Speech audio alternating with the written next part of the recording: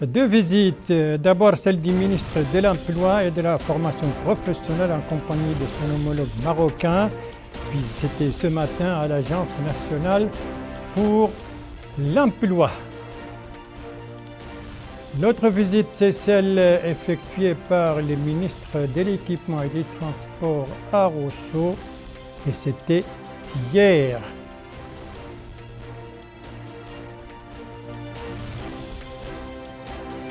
Et puis une augmentation, celle du nombre de décès de la Covid-19, ce soir 9, et le pays se mobilise pour faire face à la troisième phase de ce virus qui frappe de plein fouet. Voilà donc pour les principaux titres de votre journal. Et s'il vous plaît, face à cette recrudescence des nouveaux cas, eh bien protégez-vous, et pour vous protéger, laissez-vous vacciner et continuer à respecter les mesures préventives. Voilà donc pour les principaux titres de votre journal. Et c'est parti, mesdames, mesdemoiselles, messieurs, bonsoir et bienvenue à votre 22h de ce vendredi 6 août 2021. 22h que nous commençons par deux visites ministérielles, l'une à Nouakchott et l'autre à Rosso. La visite à Nouakchott, c'est celle du ministre de l'Emploi, de la formation professionnelle en compagnie de son homologue marocain. Ils ont visité ce matin donc l'ANPE. L'ANPE, c'est l'Agence nationale pour l'emploi et les guichets de l'emploi. Compte rendu Bokar Baylaba.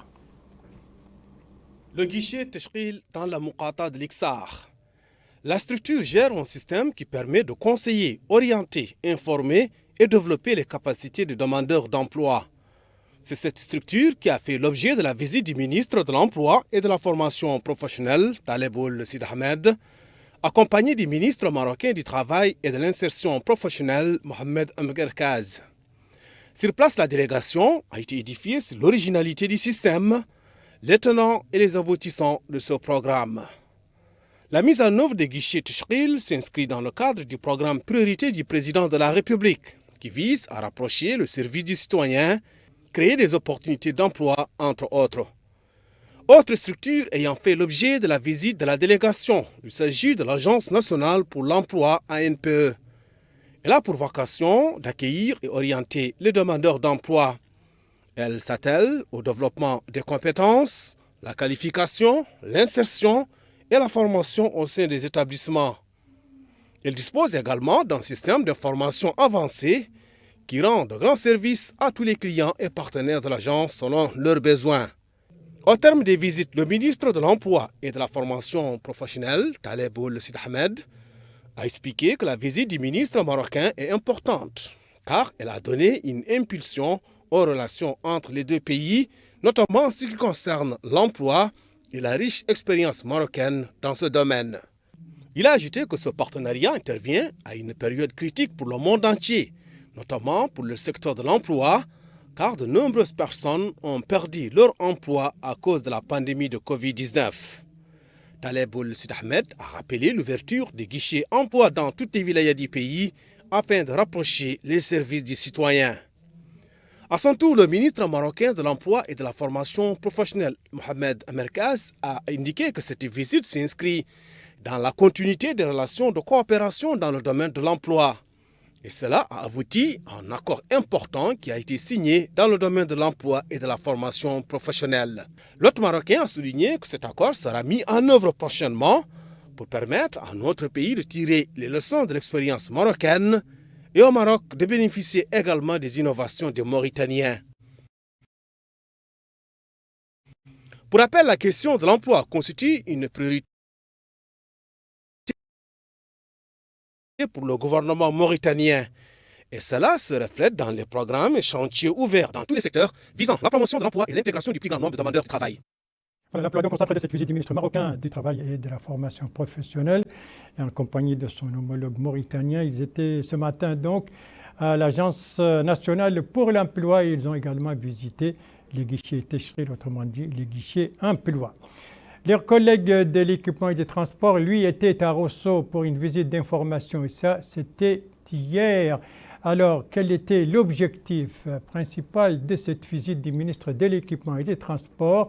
Élément de réponse avec ce reportage de l'un de nos correspondants permanents au Trarza, Abdelwadoud Sidena, dont le compte-rendu est revu en français par Melika Nakli. Inspecter et évaluer les projets relatifs au pont de Rosso, lancé par le président de la République le mois dernier, tel est l'objectif de la visite du ministre de l'Équipement et des Transports, M. Mohamedou Oulahmedou Oulmhaïmid à Rosso. Le ministre a tenu des réunions avec les responsables des travaux relatifs au pont de Rosso, aux routes et à la ville de Rosso, et aux ensembles immobiliers et commerciaux. Ces réunions ont porté essentiellement sur les problèmes et obstacles qui empêchent l'avancement des travaux de ces projets. La réunion a permis de discuter des propositions qui garantissent l'avancement des travaux. Au cours de ces réunions, il est également question de l'indemnisation des personnes ou entités affectées par le tracé du pont de Rosso, afin que nul ne soit lésé. Le ministre de l'Équipement et des Transports a donné des instructions fermes en ce qui concerne les différentes problématiques posées au cours de ces réunions et sur lesquelles il est revenu à la fin de sa visite d'inspection. Dans son allocution, le wali du Trarza, M. Moulay Ibrahim Moulay Ibrahim, a mis en exergue la situation sur le terrain qui doit prendre en compte tous les aspects socio-économiques des citoyens touchés par le tracé du pont de Rosso. À cet effet, la zone géographique et géologique a été étudiée de manière à permettre de relier Nouakchott à la route de Bogué tout en décongestionnant le centre-ville de Rosso. Le ministre de l'Équipement et des Transports a indiqué que cette visite a 3 objectifs essentiels. D'une part, éclairer les autorités administratives et le comité en charge du tracé du pont de Rosso sur le décret du Conseil des ministres qui déclare la zone d'intérêt public. Par ailleurs, inspecter et suivre l'avancement des projets lancés par le président de la République il y a un mois et d'autre part, donner les instructions nécessaires quant à la nouvelle approche du ministère concernant le suivi des travaux de tous les projets et accélérer la préparation du lancement des travaux du pont. Au niveau des différentes étapes de cette tournée d'inspection, le ministre a assuré que les autorités compétentes œuvreront à assurer l'appui nécessaire conformément aux nécessités techniques et logistiques allant de pair avec l'intérêt général des populations. Voilà donc pour cette visite d'information effectuée hier à Rosso par le ministre de l'Équipement et des Transports, visite qui lui a permis de s'informer sur l'avancement des travaux de certains chantiers, dont celui du pont de Rosso. Autre aspect de cette actualité nationale avec ce colloque au ministère de la Justice et ses ateliers au niveau de Radio Mauritanie. Le colloque est organisé par l'Association des magistrats professionnels mauritaniens. Un colloque donc qui s'est déroulé aujourd'hui à Nouakchott, coup d'envoi donné par le secrétaire général du ministère de la Justice, un colloque qui s'est déroulé au siège au palais de la Justice. Alors l'objet, ce thème de ce colloque avec Mohamed El-Khattat. Tenu sous le thème de garantie d'un procès équitable, le séminaire a débattu des droits des magistrats professionnels et du rôle principal que joue le magistrat dans les tribunaux en tant qu'élément essentiel sur qui incombe l'instruction judiciaire. L'occasion pour le secrétaire général du ministère de la Justice, M. Mohamed Oulahmed Aïd, de souligner le grand intérêt que porte le président de la République, M. Mohamed Ould Cheikh Al-Qazouani, au rôle important que joue la justice dans le renforcement de l'état de droit et de soutien à la démocratie. Il a expliqué que des ressources humaines dotées de compétences et expertises suffisantes contribuent à traduire dans les faits l'indépendance nécessaire à la protection des droits et des libertés individuelles. Un tel objectif passe nécessairement par la formation, la spécialisation et le professionnalisme des acteurs de la justice, seul gage de leur efficacité.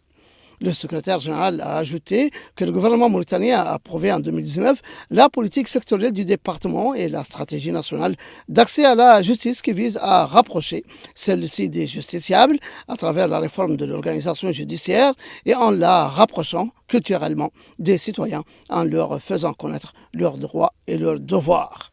À son tour, le secrétaire général de l'association des magistrats professionnels mauritaniens, M. Mohamed Bouya Nane, a souligné l'importance de l'adhésion des magistrats dans des associations qui représentent le cadre idéal pour défendre leurs droits et leurs intérêts.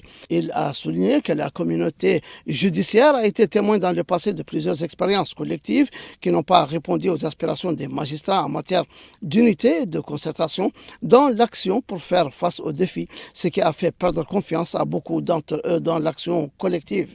M. Mohamed Bouya a expliqué l'importance du partenariat avec le ministère de la Justice après avoir indemnisé les juges pour les affaires privées.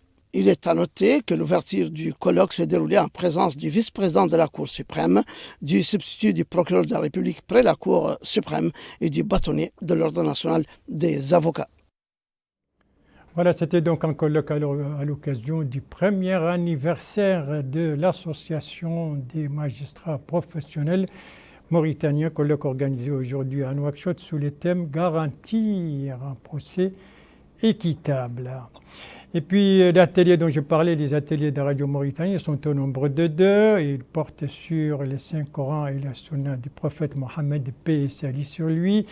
Et c'est le secrétaire général du ministère de la Culture, de la Jeunesse, des Sports et des Relations avec le Parlement, porte-parole du gouvernement, qui a ouvert les travaux de ces 2 ateliers, compte rendu El-Hajj Abdallah Din.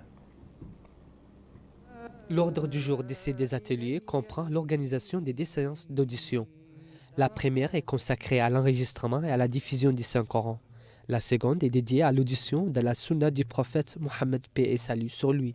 Les séances qui seront produites par la radio du Saint-Coran seront également diffusées par des chaînes privées de télévision en partenariat avec la radio de Mauritanie.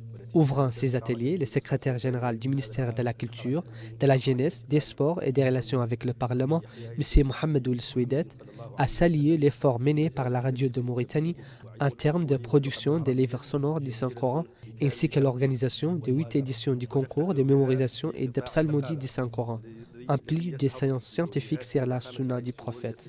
De son côté, le directeur général de la radio de Mauritanie, M. Mohamed Cheikh Ould Mohamed Ahmed, a mis en avant l'importance de ces séances radiophoniques visant la production du livre sonore du Saint-Coran et la vulgarisation des connaissances religieuses. Quant au président du conseil scientifique de la radio du Saint-Coran, M. Mohamed El Mokhtar Ould Mbal, il s'est apaisanti sur le rôle joué par ces séances dans la diffusion du Saint-Coran et la Sunna du prophète.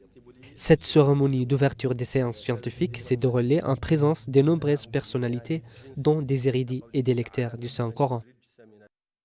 Voilà pour ces 2 ateliers, donc, nouveaux ateliers organisés par Radio Mauritanie sur les Saint-Coran et la Sunna du prophète Mohammed, paix et salut sur lui, durée de ces 2 ateliers, 1 mois. La page médicale de ce journal est consacrée bien entendu à la Covid-19. D'un côté, l'évolution de sa pandémie et de l'autre, la sensibilisation à travers les pays. On va commencer donc par l'évolution de la pandémie de la Covid-19 durant ces 24 heures, ces dernières 24 heures. Eh bien, on va savoir le nombre de décès, le nombre de guérisons et le nombre des nouveaux cas, tout cela avec le docteur Mohamed Mahmoud Ali Mahmoud, directeur général de la santé publique par intérim. Nous avons enregistré 365 nouveaux cas Covid-19, 189 nouvelles guérisons et malheureusement 9 décès. Le cumul de cas positifs enregistrés depuis le début de la pandémie est de 27 596. Le cumul de guéris est de 23 228 et le cumul de décès est de 592. Nous avons aujourd'hui 3 776 cas actifs, dont 3 646 asymptomatiques, 80 avec des symptômes simples et 50 avec situation clinique grave. La répartition des nouveaux cas par Mukata'a, à Mourij 3, 1 à Basknou, 1 à Walata, 2 à Timbedra, 1 à Lioun, 4 à Barkewal, 4 à Gerou, 3 à Kifa, 3 à Kaïdi, 7 à Mbout, 3 à Magama, 4 à Alek, 2 à Bababé, 1 à Mbang, 7 à Magdal Hajar, 9 à Boutilimit, 8 à Kermessin, 2 à Mederdra, 3 à Wadnaga, 3 à Arkiz et 9 nouveaux cas à Rosso. 3 à Aoujeft, 5 à Atar, 2 à Shingeti, 7 à Chami, 38 nouveaux cas à Nouadhibou, 6 à Mijriya, 1 à Tijikja, 1 à Khabou, 5 à Seribabi, 1 à Afderk, 9 nouveaux cas à Zouarat, 7 à Akjoujet, 10 à Oksar, 3 à Sabkha, 68 nouveaux cas à Tafraq Zaina, 16 à Dar Naïm, 26 à Tayard, 41 à Toujounine, 14 à Arafat, 12 à Mina, 10 à Riyad. Les tests réalisés durant les dernières 24 heures sont au nombre de 2851, dont 2210 TDR et 640 PCR. Pour la situation de la vaccination, nous avons administré durant les dernières 24 heures 3167 première dose et 855 deuxième dose, ce qui porte le nombre total des vaccinés première dose depuis le début de l'opération à 211 444 et à 20 025 les deuxièmes doses. Voilà donc pour l'évolution de la pandémie de la Covid durant ces dernières 24 heures. Une évolution ascendante avec d'ailleurs une augmentation du nombre de décès. On a enregistré ce soir 9 décès, un chiffre qui n'a jamais été enregistré depuis le début de la pandémie de la Covid-19 dans le pays. Alors, mais certes, il y a aussi une augmentation du nombre des guérisons. Merci de suivre les JTF de Mauritanie. La suite du journal avec bien entendu la vaccination contre la Covid-19 et la sensibilisation justement contre ce virus, ce qui va nous conduire dans 3 capitales régionales, à savoir Kaïdi, Kifa et Nouadhibou. On va commencer par Kaïdi, la capitale d'Igorgol, qui a vu aujourd'hui le début de la vaccination des éléments de la police de la direction régionale de la sécurité. Compte rendu de notre correspondant permanent là-bas, Mohamed Oulbilal, compte rendu revient en français par Melika Nakli. Les efforts déployés pour juguler la propagation du coronavirus ont permis de vacciner un grand nombre de citoyens de la wilaya du Gorgol au niveau de ces différentes muqata'a. Ces efforts se portent également sur la vaccination des différents membres de la police nationale au niveau de la direction régionale de la sûreté nationale de la wilaya du Gorgol, en présence du wali, M. Ahmedna Oulsidiba, qui indique être là pour le lancement de la vaccination au niveau de cette direction, conformément aux instructions édictées par les autorités nationales quant à la nécessité de vacciner le personnel des structures publiques. Ceci confirme, dit-il, que la vaccination est le seul moyen de se prémunir de cette maladie. C'est un exemple à suivre par tous les citoyens. Il est demandé à tout un chacun de se faire vacciner.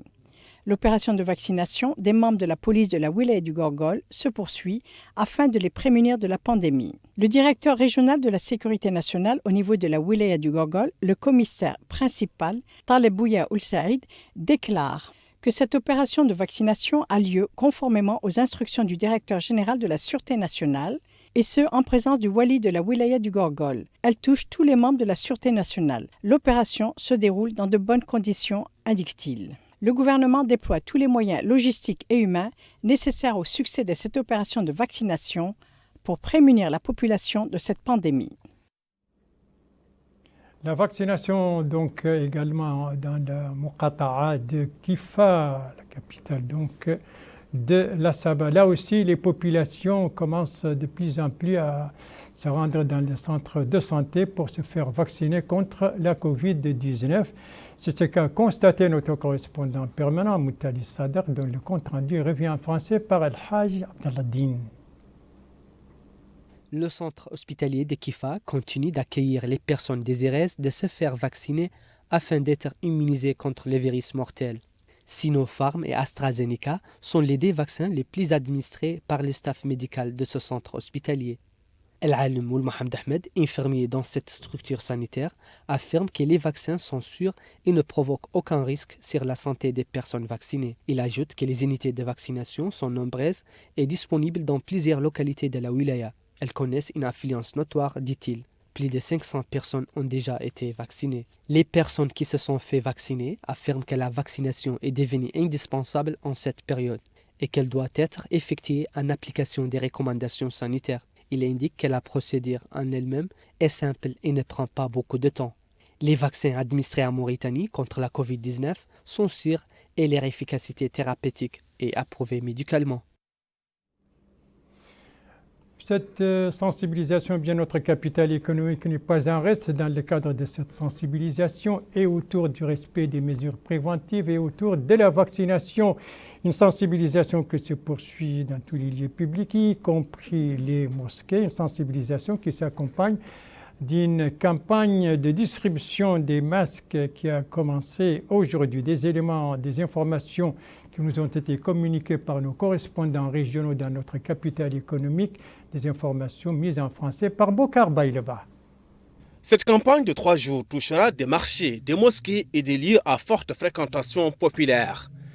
Initiée par la wilaya de Dakhlet Ouadhibou, la campagne consiste en la distribution de 15 000 masques et de produits de désinfection.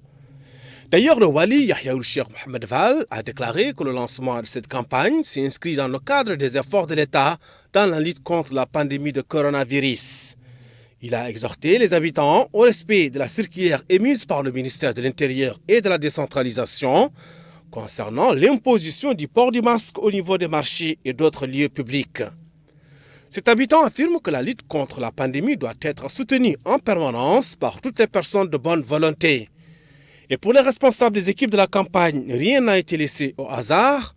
Les équipes travaillent en parfaite coordination et tous les endroits susceptibles d'accueillir du monde seront concernés par cette campagne de distribution de masques et de désinfectants.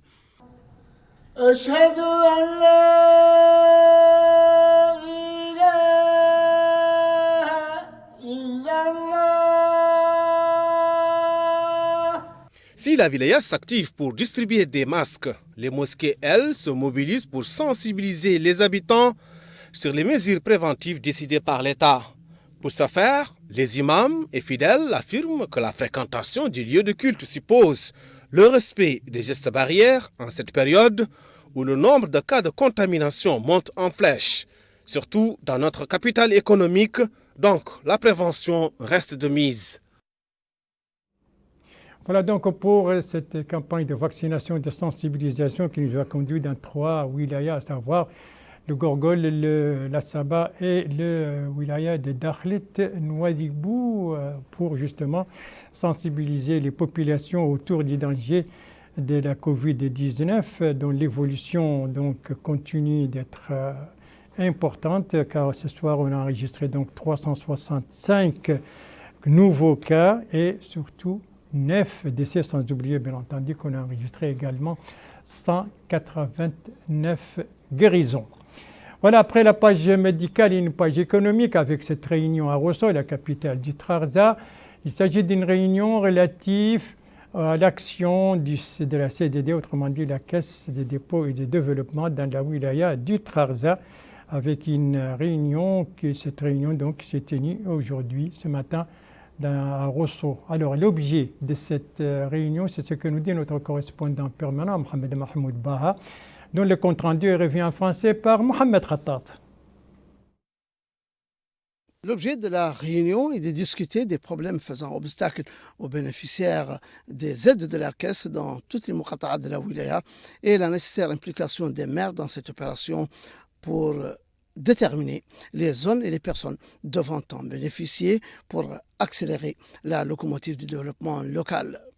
Selon le délégué régional de la Caisse de dépôt et de développement, M. Mohamed Val Wouliati, la réunion autour du Wali a permis d'expliquer aux uns et aux autres la méthodologie de travail adoptée et à laquelle les maires seront associés, autant en ce qui concerne les personnes bénéficiaires que les recettes de la Caisse, sachant que nous libérons, dit-il, certains, alors que d'autres sont appelés à patienter jusqu'au retour des collecteurs pour qu'ils soient à leur tour libérés.